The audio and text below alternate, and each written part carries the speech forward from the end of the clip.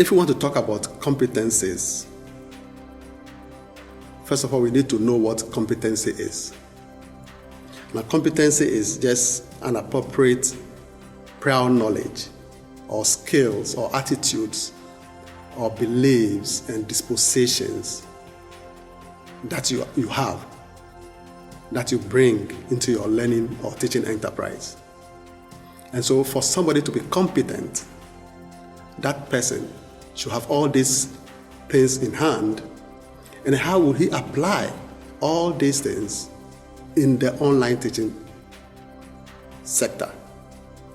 And so competency is not just about I have the knowledge, I have the ideas, but how do you apply them and putting them out online for the students to get? So some of the core competencies I think an online educator should possess is definitely organization. You've got to stay organized. You've got to be pretty thorough. I tend to send out an email to my students every week at the beginning of the week, let them know what's coming up. I tend to, again, you got to get their grades in every week because they're very concerned with how they're doing. So keeping that progress updated. Now, good teaching goes beyond just putting stuff out for students. Good teaching is what students can learn, what students can gain, what students can use as a result of what they have learned for their future goals. And so when we talk about competencies, it's not about a document that you align to the course. It's an attitudinal thing, your attitude, your beliefs, your knowledge, and your skills that you apply in putting everything online for the students. Well, core competencies for an online instructor. First, you're a content expert. So remind yourself of that and make sure that the course reflects everything and more than it would reflect in a face-to-face environment.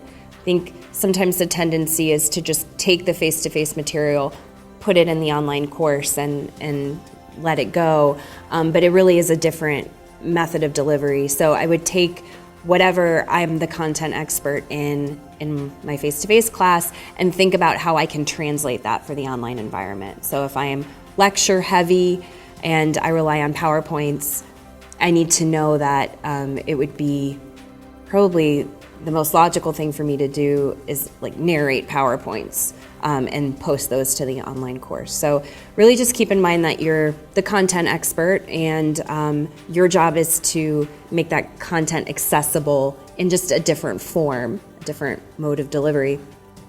Each student is different. No two students are the same. Even twins are not the same. They differ in some ways. And so no two students are the same and no two students learn the same way.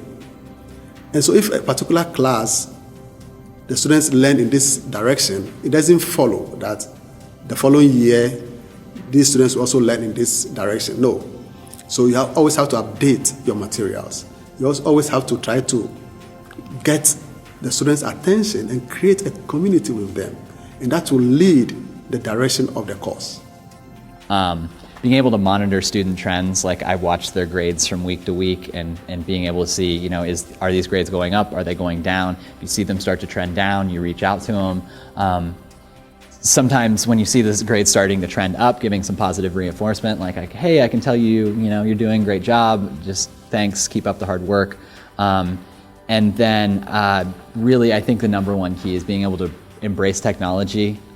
It's constantly getting better. There's new ways to interject your voice or video or your personality into these online course environments, and constantly being able to search for new technologies and utilize those in any way you can is pretty important.